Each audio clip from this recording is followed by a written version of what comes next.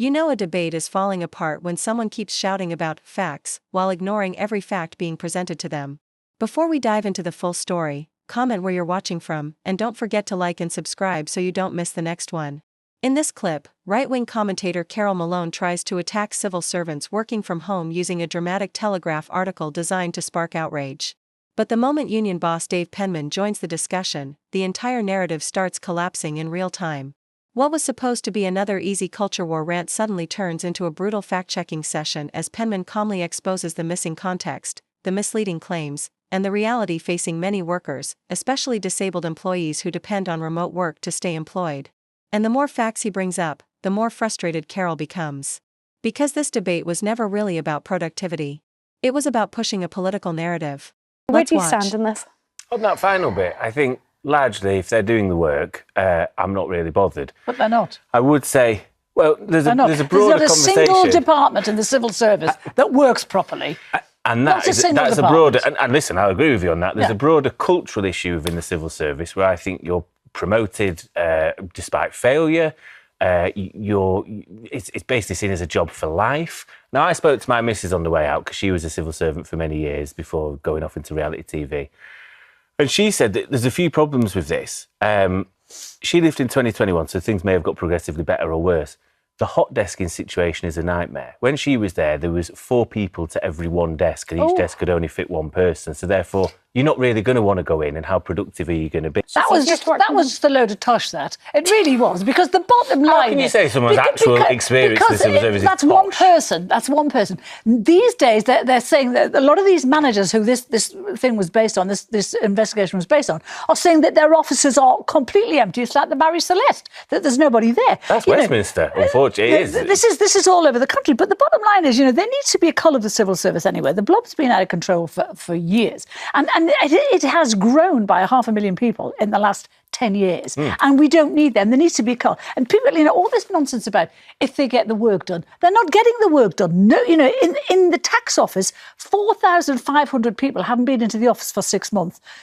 More than that, 1,000 plus, not more than that, but 1,000 plus haven't been in for a year. As Alex just said, some haven't been in 4 years. You can't run a department if someone isn't there. You can't have proper meetings if someone isn't there. All right, let's pause there, because joining us now is the General Secretary of the FDA union, which represents civil servants, Dave Penman.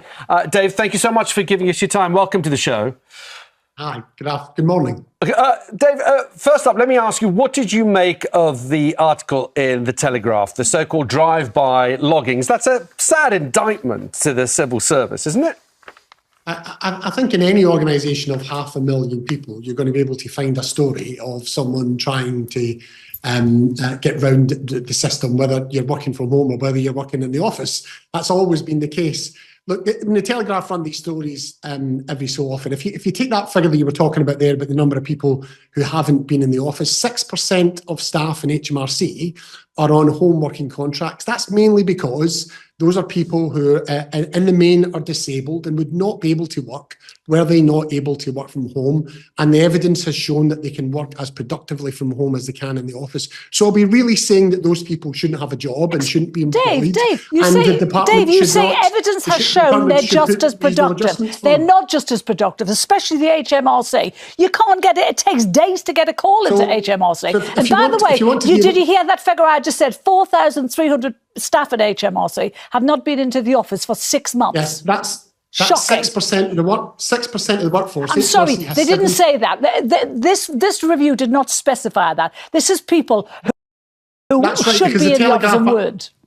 The Telegraph aren't interested in the facts. You're not interested in the Telegraph because it doesn't suit your agenda. Let's just hear back from Dave. If I can explain, there are 70,000 staff in HMRC. 6% are on home working contracts, mainly disabled staff. The Telegraph statistics makes no differentiation around that whatsoever.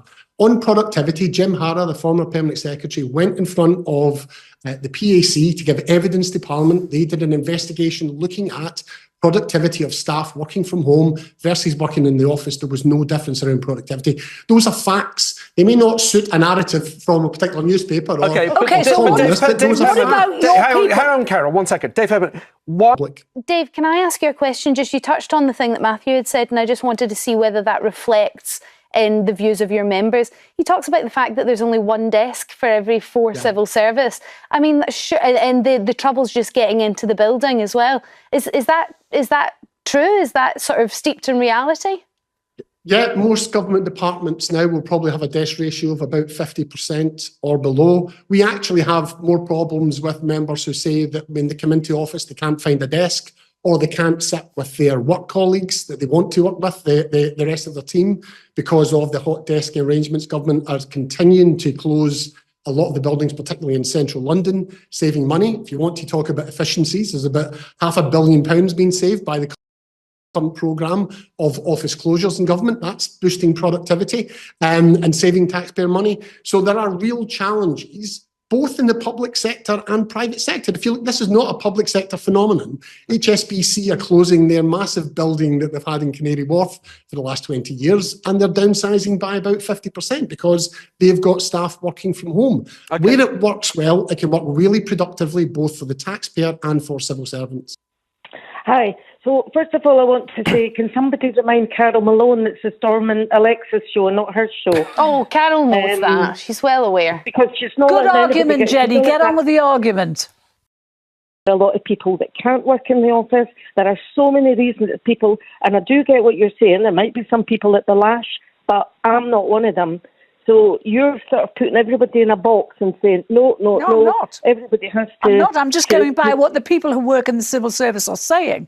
And the guy from the union, of course, is going to protect his workers. He doesn't want to lose workers. The civil service needs to be culling. There's too many people there. He doesn't want that to happen because that's his members. So that's he is talking from a particular point of view and has a particular narrative. I'm not doubting what you're saying for one second, Jenny. Can I just get a word in edgeways, because I know you're trying to sort of hawk the whole thing. But no, I'm not trying to do anything. You're interrupting me now. Do you not agree that disabled people and people for whatever reason that can't work in the office should work from home if they can prove they're doing the job? Disabled people, yes. People for whatever reason, no. But do you not think, Carole, it's reasonable to think that 6% of the civil service... Hold on, Jenny. Okay. That 6% of the civil service have a disability, and that's why potentially they're working from home? That could be the case, but that doesn't explain why managers are actually saying that they can't get people in the offices, that they can't get the work done, that they can't manage teams. That's not me saying that. That's managers who work in civil service offices. From this cognitive dissonance, because you've just said you're talking about what the civil servants are saying. You've just heard from one there. You've just heard from the trade union secretary. I've given you the anecdote of my missus that was a civil servant for years. They're saying something different. Well, and if we're talking about 4%, maybe we want to get that to 0%. That's fine. My initial view is I like going into work. I worked in communications in Westminster. I've worked in Westminster for many years. And I think it's good to build those relationships and that teamwork. However, I'm able to change my mind when people present facts. And this is the part they never want to talk about. For years now, right-wing media outlets have been pushing this idea that people working from home are somehow lazy, dishonest, or scamming taxpayers. But this was never just about office attendance. It was always about creating another culture war. Because if you can get a plumber angry at an office worker, or a factory worker angry at a civil servant, then nobody starts asking bigger questions about why public services are collapsing while billionaires continue getting richer. That's the real game here. And the debate completely fell apart the second disabled workers entered the conversation. Suddenly, all those loud talking points about getting everyone back to the office ran straight into reality.